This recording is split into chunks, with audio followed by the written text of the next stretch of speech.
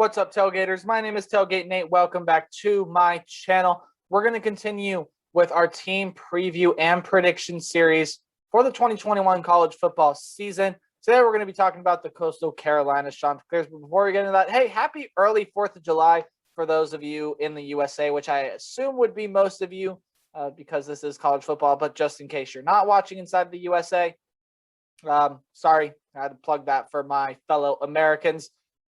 Go celebrate after this 4th of July weekend. I'm going to start uploading on weekends. We're going to be doing top 10 players in various positions and conference power rankings. So you want to make sure you tune for that, along with some more scheduled preview and predictions, of course, during the weekdays. But hey, if you guys enjoyed this video about Coastal Carolina, you can leave a like down below. Hit the subscribe button as well. Just a couple hours ago, we just hit 200 subscribers. At least as of recording this video. So thank you guys so much for that. Keep this channel growing. You can share the video as well with everyone you know who likes college football as much as you and me, because I'm trying to grow the channel as big as possible. Sorry, I just hit my mic, and without further ado, let's go ahead and talk about Coastal Carolina in 2021. And probably the quickest I've ever flashed up their losses, but it is very noticeable to me. If you look and take the list, there's a reason I only have 5 players on there. There's just not a lot leaving Coastal Carolina. CJ Marable, of course, is that biggest loss. And for a team last year that came out of nowhere. I mean, everyone knew about Coastal Carolina, if you're a sports fan, about the College World Series win. I was actually at the College World Series a couple days ago when Mississippi State beat Vanderbilt. But again, going off on a tangent story for another day, another channel. No, that's not a preview. CJ Marable, the biggest loss on this team by far. You can argue that all you want, and I'm going to disagree with you. CJ Marable is the biggest loss. I absolutely loved him. He's going to do great things in the NFL when he gets his shot. That's my opinion, at least. Baden Pinson also gone off the running back group as well. Off the wide receiver group, you got Sam Denmark leaving. Cesar Moreno gone off the offensive line. Again, sorry if I pronounced names wrong. And Taron Jackson gone off the defensive line. So Taron Jackson, a big loss, yes, but CJ Marable, the biggest loss. And it's going to be the most impactful. However, Coastal Carolina is still one of the top teams in returning production for the 2021 season. Now, talking about what they did last year, this is a team last year that, again, was fantastic. Went out of their way to schedule BYU when BYU didn't have anyone to play, and then beat them. Of course, tensions rose in that game, but was still a phenomenal game to watch. Played Louisiana very close. That was a fun game to watch. Ended up winning that game. Would have rematched them again. Again, we'll talk about what they did more in a little bit later. But back to the players. Hey, as the old saying goes, it's not about what you lost. It's about what you have. And, well, Grayson McCall is going to highlight what they still have. He was absolutely fantastic last year, and I have a feeling could be this year's Zack Wilson.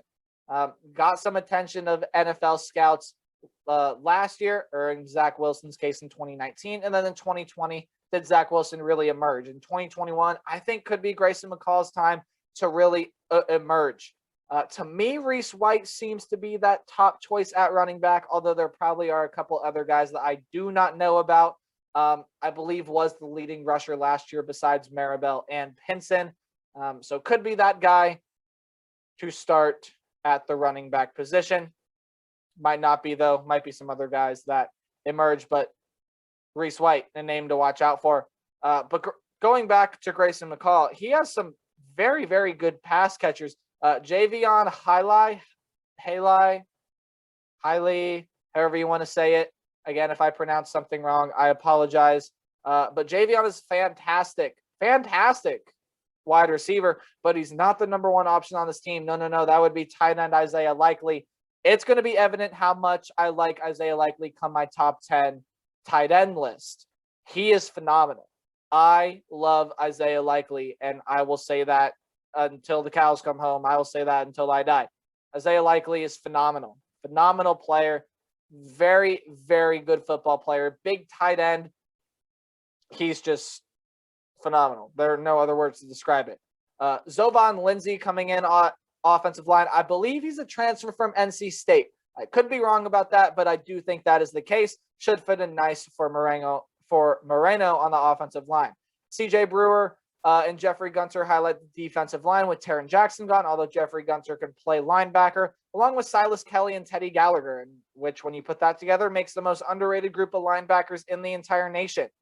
Those guys are phenomenal. The mullets was the running joke last year. Well, not a joke, because those guys are phenomenal. The safety group is not the best, but in my opinion, led and highlighted by DeJordan Strong, a fantastic player back there as well, at least for Coastal Carolina standards. But when you look at this roster, it's a very talented roster, and not losing a lot off last year at all. Of course, losing CJ Marable, Taron Jackson hurt, but not much more losses than that to the Chanticleer team. Hey, here's a look at their schedule. Take in the schedule for a minute. I'll talk about that in a little bit. They won 11-1 in 2020, 8-0 in the Sun Belt. They were first in the Sun Belt East. Sun Belt Championship game did not get played, but they ended up losing in the Cure Bowl to the Liberty Flames. Hey, you guys know how this works. I'm talking about some games more than others. They're just more interesting to me. If it gets highlighted in green, it's a win. If it gets highlighted in red, it's a loss. But before we start predicting game by game, this is one of the easiest schedules in the FBS, according to the FPI. According to the FPI, I believe this is the 128th hardest schedule, which means it's the third easiest. And take that with what you will. So with that being said, let's go ahead and move on. They're going to beat the Citadel. Yes, that is that logo. I couldn't find the other one in a nice form that fit in here. But the Citadel should be an easy win for Coastal Carolina. Before the game against Kansas, originally was slated to play on a Saturday, and just before this video, I had to change it because I just checked the schedule, and it got moved to a Friday for whatever reason. Not sure the reason on that. Probably other scheduling things. And this is a really interesting conversation because we all know how bad Kansas is, and that's not me trying to be funny or anything. And Kansas fans know that too. Kansas is just not a great football team. In fact, a very, very poor football team. Kansas might not even win a game this year, and this isn't really a game that they're probably going to be favored. And Coastal Carolina is probably going to end up being favored in this game. Now, it might be only by 3 points because in a lot of people's minds, the group of 5 is up here and the Power 5 is down here. Well, flip that, actually. The Power 5 is all the way up here and the group of 5 is down there. That's just what some people think. Hey, there's no bias on this channel, maybe except for the guys behind me. But in terms of this game, Coastal Carolina is just too talented. I mean, there's no way Coastal Carolina should lose to this one. When they beat Kansas last year, I was like, oh my God, they beat Kansas. Wow. No, this year it's going to be, wow, they beat Kansas. Good for you. They should beat Kansas. It should be an easy win for Coastal Carolina, at least in my opinion, with how talented this team has proven themselves to be. Then they're going to play on a Saturday for the first time in the 2021 season, and it's a road game against Buffalo. Now, this could be a tricky one. Watch out for this game. Jarrett Patterson is gone from Buffalo, yes, but the guy behind him, whose name is escaping me, I apologize, is still a pretty darn good back. Should provide some nice lift, could provide troubles for the front 7 if he's able to get loose.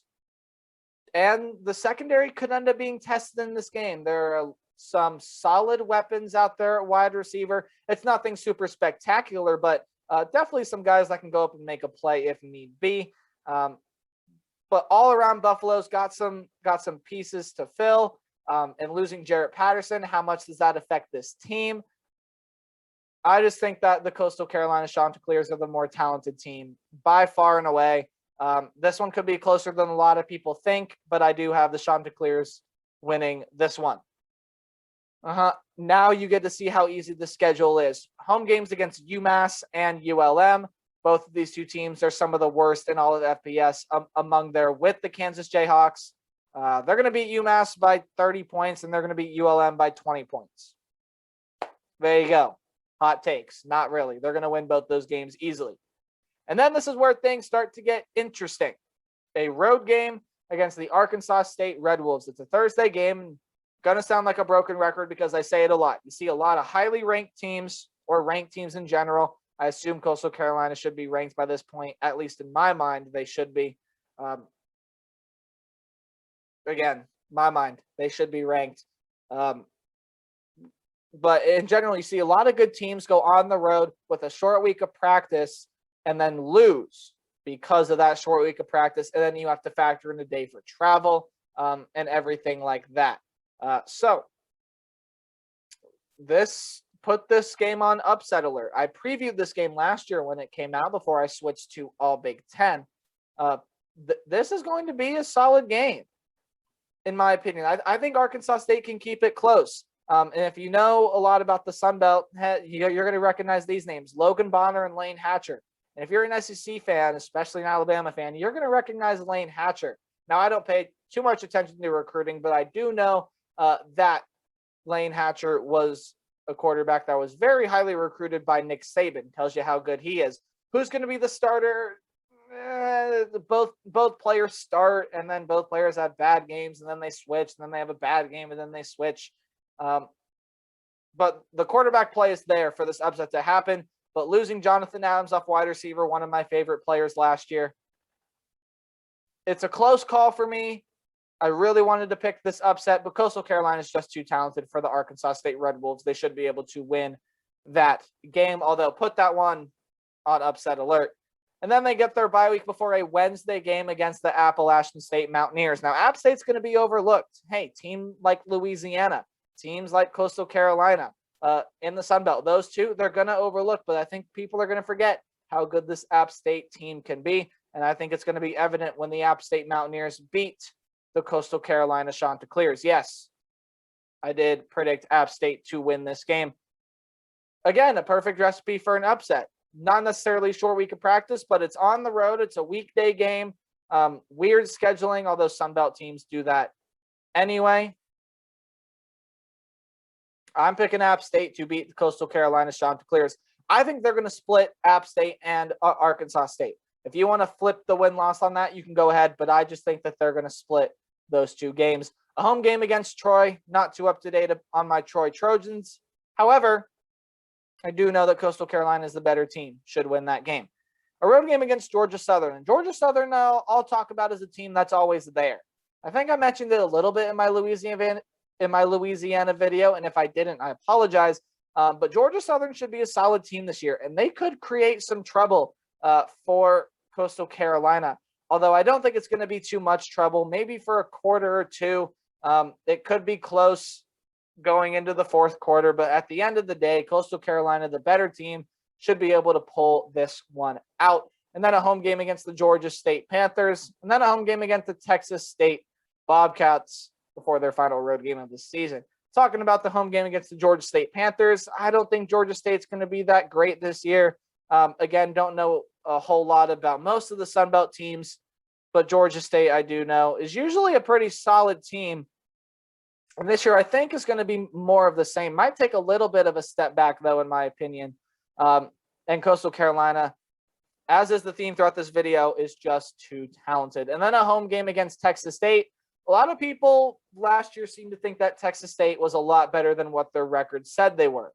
And I can partially agree with that statement. When they played SMU, they looked pretty solid. Of course, lost the game, but they still looked solid. It wasn't like they got blown out or anything. I honestly can't remember the score of that game, so I apologize. It was week 1 or technically week 0 of last year. But anyways, Texas State maybe could be better than a lot of people think this year. And that's what makes these late season games so hard is, hey, who knows how good Texas State is going to be? Could they emerge as a Sun Belt contender? Probably not. I do have Coastal Carolina winning that game regardless. And then a road game Friday against the South Alabama Jaguars. Now, South Alabama has a really good wide receiver whose name I believe is Jalen Tolbert. If it's not, I apologize, but I do believe it is Jalen Tolbert. You can correct me on that, and I will accept defeat. But Jalen Tolbert, a fantastic wide receiver, and he's going to give this secondary some trouble. He's a guy that can get deep. He's a guy that can go up and catch a ball. Of course, if the quarterback can put it on him, which in the case of South Alabama, yeah, it can happen. So this one, I wouldn't be surprised if South Alabama maybe is up by 3 at half.